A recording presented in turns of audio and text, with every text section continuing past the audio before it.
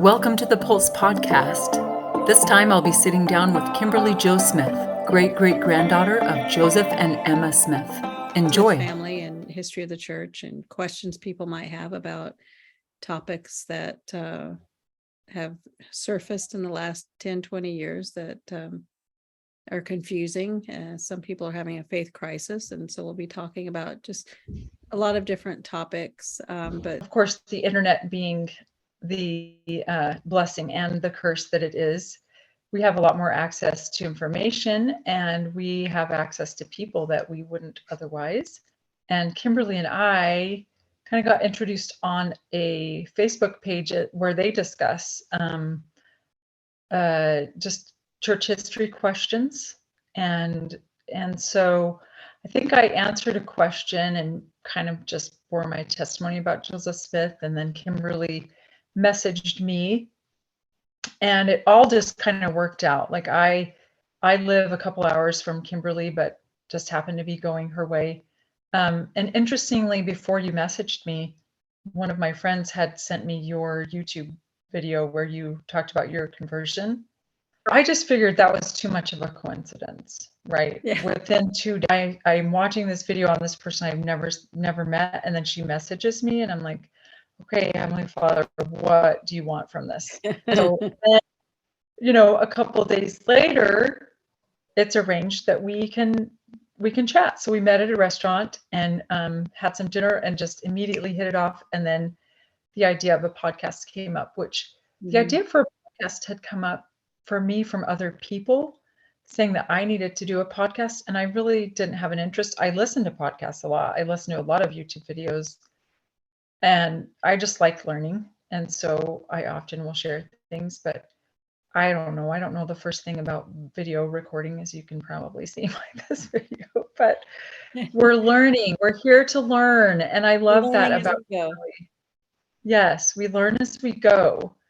So that's kind of how this blossomed. And the Pulse, I love the name for that, because I think both of us kind of are feelers. We're kind of very empathic and kind of feel things from the currents of the day, current events, and from other people. A lot of people will come to me, often strangers, and share their stories with me or questions. And I don't know how you are, but anyway, the Pulse is a great, because we kind of feel it out and feel our way through, and we pray a lot, and I was like asking those deep questions and trying to find out answers, but it's always the feeling, the spirit, the heart, where I go to for feeling discerning things out. Mm-hmm. It's a thinking, but it's also a feeling. So the Pulse is kind of like perfect, I think. Yeah. Well, and I've always been troubled by a lot of the things that people say they leave the church over. I've always wanted to know, okay, kind of like when your body's out of whack, you start searching for answers. Okay, what's going on? What do I need to fix? How did this happen?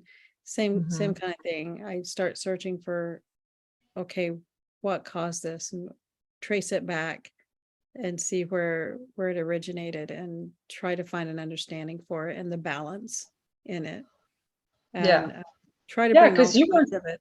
Yeah. I was just going to say, you weren't always a member of the Latter-day Saints, right? The Church of Jesus Christ of Latter-day Mormon. No. As a matter of fact, my dad's, the way I relate is, my dad is Joseph Frederick Smith. His dad is Arthur, and Arthur's dad, Alexander, was Joseph and Emma's son.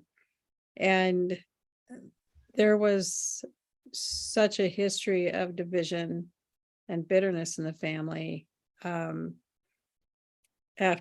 the Saints went west, and Emma stayed behind. And then just my grandfather left the reorganized church and went to a different church. There was a lot of persecution involved, a lot of fear about saying you were related to Joseph. So it was just kind of hushed over. So I didn't know, even though my dad's name was Joseph Smith, I didn't know till I was 12 Yeah, that you didn't know who that was, I which didn't know is who that so was. That amazing was to my me. dad's name. Yeah. I don't, until I'm a teenager, don't really fully grasp, okay, I have this ancestor that did this thing, but I don't even see the enormity of it until I'm an adult and doing a Yeah. lot of research. So, And I'm a fifth generation Mormon. My great grandfather was born in England and was baptized there and moved over. Um, and pretty much all of my ancestors, and I have 13. There's 13 children in my family. The family my native family, and all are members of the church. All are temple worthy. So kind of diehard Mormons, like very much 100%ers, I guess, yeah. all in. And I, interesting kind of, I've just always had questions when I don't think something is right. I don't push it away. I face it and I Yeah. dive into it. I think, a few years ago, I did have kind of the rug pulled out from under me as far as faith goes, but I wouldn't call it a faith crisis. It was more of a reorganization of okay, what do I believe? If I don't believe this and this, then what do I believe? And it was more of Mhm. like ability for my own spirituality and my own spiritual Yeah. journey, rather than here's what I've been handed, you know, in this nice tidy box Mm. and living. And for me, it was going through anxiety and depression and realizing, okay, I'm checking all the boxes and I am miserable, like Yeah. suicidal, depressed, miserable, And when you hit those walls and you realize this path is not working for me, like I can't live my life this way, Right. and you dig deep. And I happen to go some different routes than some people go when they get faced with those kinds of things. Mm. I kind of more through prayer and discovery. And like you said, I wanted to find out the why. Why am I feeling this Yeah. way? It Yeah. was more than there were physical issues, but there were also emotional and there were also spiritual issues and I needed to address all of those. So that's kind of, and I would say it's not a crisis. It's just, what do I believe? And every day you wake up and you decide and you Yeah. say, okay, I'm going to believe this and I'm going to act this way. And so Yeah, I anyway, think you always take it to the core of the gospel and the heart of the Savior. And mhm, it's what's hard to watch is so many people leaving the church because of things they're finding out about the past, certain yes. leaders of the past, and they've made mistakes. In their eyes, they've made these huge mistakes and things like that. And some of the things that I've read about are true. They really happened. But I've never been to a point where I was like, I got to get out of this, because in all of that stuff I was reading, there was never anything that said the gospel was wrong or the Savior Yeah. did something. Yeah. And my favorite go-to, Peter denied Christ 3 times. We didn't throw the gospel under the bus. That was a huge mistake. It comes down to why are we here, and what is Hmm. our role in the gospel. And there are going to be, I hear from so many people that they have so much trauma being raised in the church, um, but the trauma came from human beings, Yes. and how they were. Yep. I'll use the words enforcing, how they were enforcing traditions Hmm. uh, of their version of the gospel. Uh, Yes. Joseph, That's exactly. yeah, Yeah. Joseph said, I'm going to govern the church and let the people govern themselves. And I Mm-hmm. think there's this connection that's broken in between that, where not everybody, I don't want to say everybody's like this, but in some homes, and this is what I'm hearing from some people, the pressure to be so perfect and so Mormon Yeah, was, perfectionism is a joy killer. yeah, It and I really think is. the church gets blamed for that, when it's actually, people will take what they're given, and they'll run, and they'll impart that to Yes. their families as they see fit. So you have a huge portion of people who had wonderful homes, amazing homes, and the Mhm. spirit was great, and it was a great family environment. But then you had others who had all this pressure, that to be this or to be that, or to go on a mission when they weren't ready, or to uh you know Yes, yeah, yeah, I and that, totally get what you're saying, and they yeah, they want to place the blame on, on something outside, right? right. Outside of their family, their own heart. Um, and really that's where I turned the corner, is when I learned that I need to be responsible for my own relationship with God. Hmm. The Hmm. church is not my God, the prophet Yeah, is not my yeah, God, my priesthood leaders aren't it's all they're doing the church, and I need to do this relationship with yeah, God, and I need to make my heart right with him.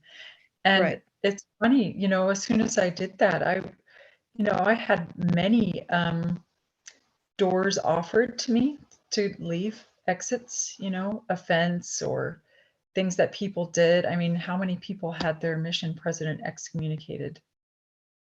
I did. I Yeah, could have used that as, yeah, um, but I don't know. I'm still here, and I have heard pretty much all of the things you can possibly hear about yeah, Joseph Smith and about Brigham yeah, Young and about every yeah, leader up until then, right? yeah. And so I think with this discussion, it's good because, well, here's what I'll say. When I first met you, there was a feeling there of familiar, something that I was given from the Spirit about Joseph Smith after I had gone through, so I'd had my 5 children, been married in the temple mission, all the things, and had callings. And, you know, I was asking deep, deep questions about my Yeah. faith and and one of them was about Joseph Smith. And the Spirit gave me an impression and a feeling, and almost like as if he came and stood and I got to kind of feel what he was like. It was Mm-hmm. like he was a good person. I can't deny that. It was one of those things that the Spirit gives you that you just know, you know.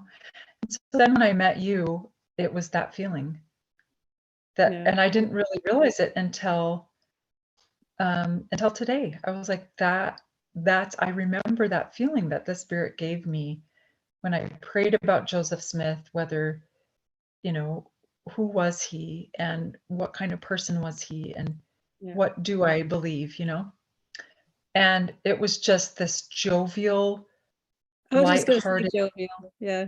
but also heavy, also like deep and centered. And I don't know, it's just this feeling, again, I put the pulse on it and I was like, Yeah. that's Joseph. Like I just felt this familiarity with you. It It's was so interesting cool. because I tell people, like, I have one foot in one world and another foot in another one, 24 hours a day, because Yeah. that depth, that in-depth um part of me is very, very, very deep. It comes out a lot in my writing. And Hmm. but people who just have read my writing and then they meet me, or they're like, because I'm anything but, I'm like crazy. You're I'm very goofy. unassuming. I'm very goofy and crazy and silly. Raise my kids Where's on. the Tigger in the background, Kimberly? Do you have Tigger in the Oh yeah, background he's today? always close by. Yeah. See what I'm saying? Like Yeah. Raised she's my free kids on Monty roll. Python. Yeah. But I just want to step back up just a minute because I meant to mention on another side of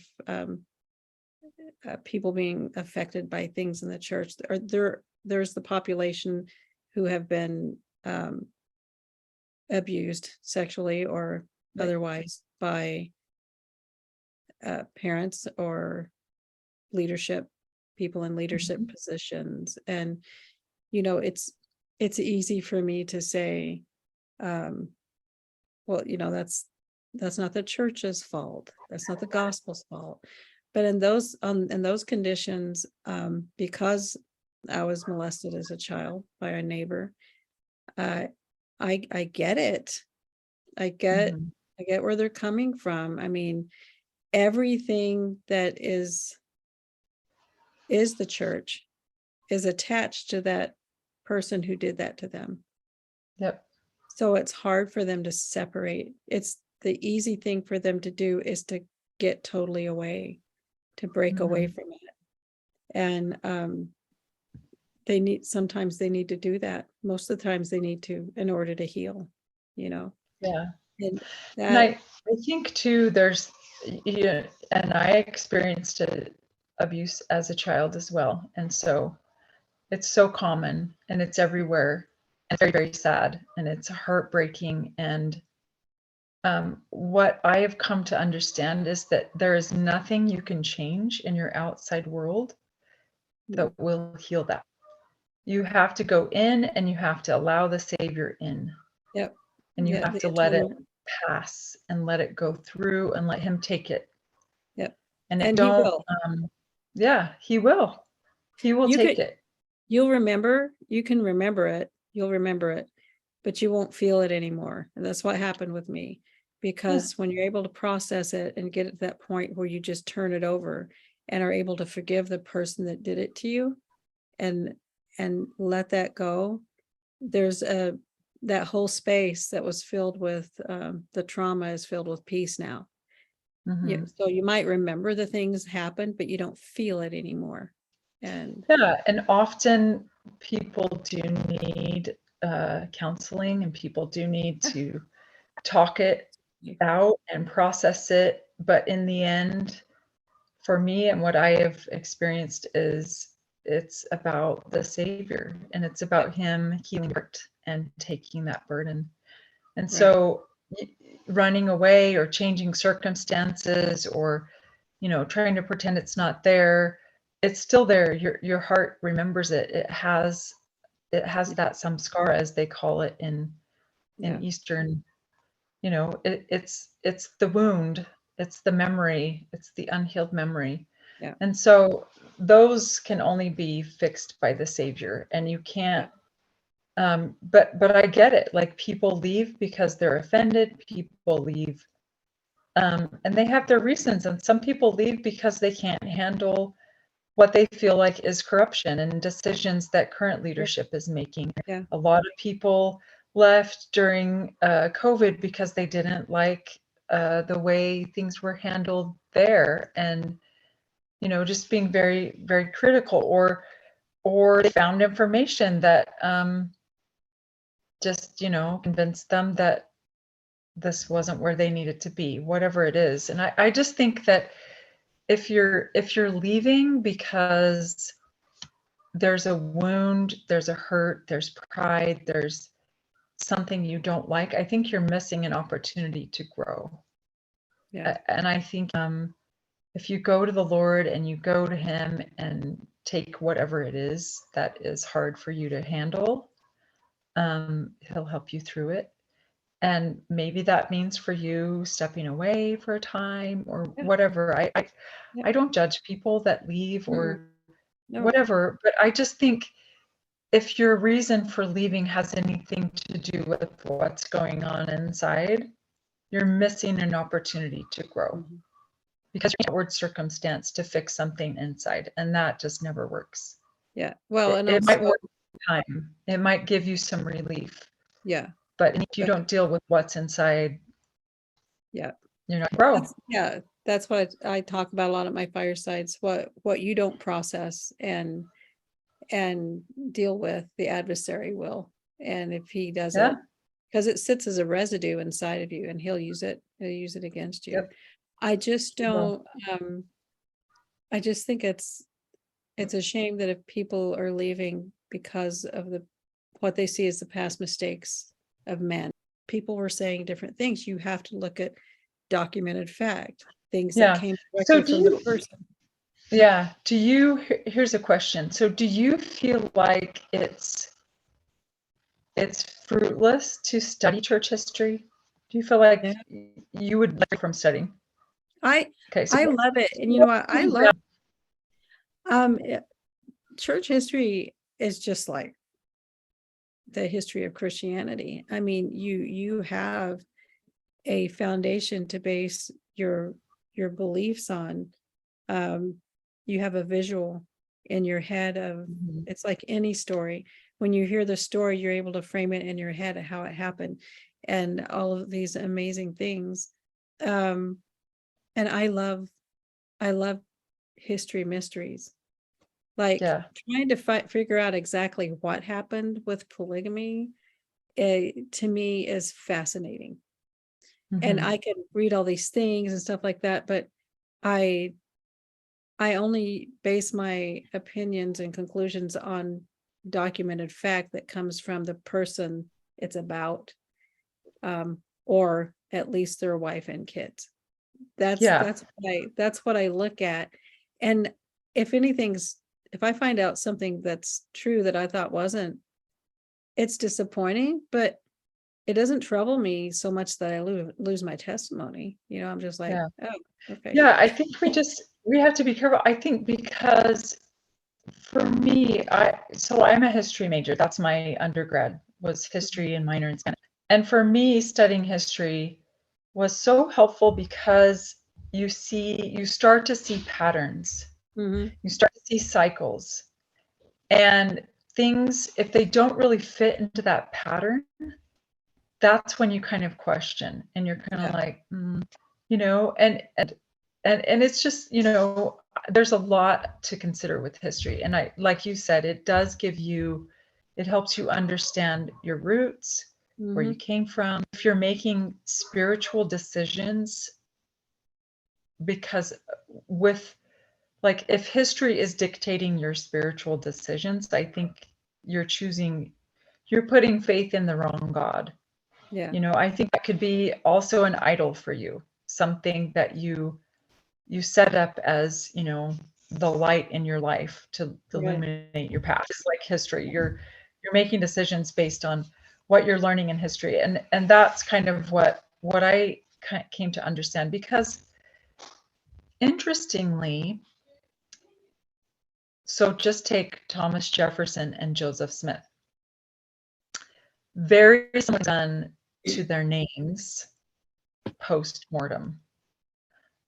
Very similar smear tactics, revisionist history, Yeah. using the primary sources like Yeah. newspaper clippings that were actually written by someone that they had offended, that took offense because of something they did, and then they wrote an inflammatory article. Yeah. So the person writing the history took a newspaper article, a current, of the day, but they don't mention that that was from an enemy, about how, Thomas Jefferson fathered children with his slaves and he was racist and all these things, That's why Yeah. Joseph went into the grove to pray. There was the revivals going on, and there was no, we're right, no, they're wrong, all the finger pointing and everything like that. That's why he was. Yeah. That's what drove Patterns him. of history, Yeah. Yeah. right? If you look at That's every what we're- age, the end of the age, and in scriptures it talks about the end of the age in some places, and then in some places it talks about the end of the world. And the Mhm. end of the age was like, the end of the Roman period, and then these different ages, the Bronze Age, all these different ages, and each age, like you said, if you look at all of it and how it ended, it was the same patterns that happened over and over again. What Yeah. destroyed Rome? The decline of the family unit. you Yeah. know, once things started deteriorating in Disobeying the morals, laws of God and yeah, worshiping morals and idols, sin. and Yeah. that brings the judgment, you know, that brings those curses and the destruction. Stay tuned for more conversations with Kimberly Jo Smith.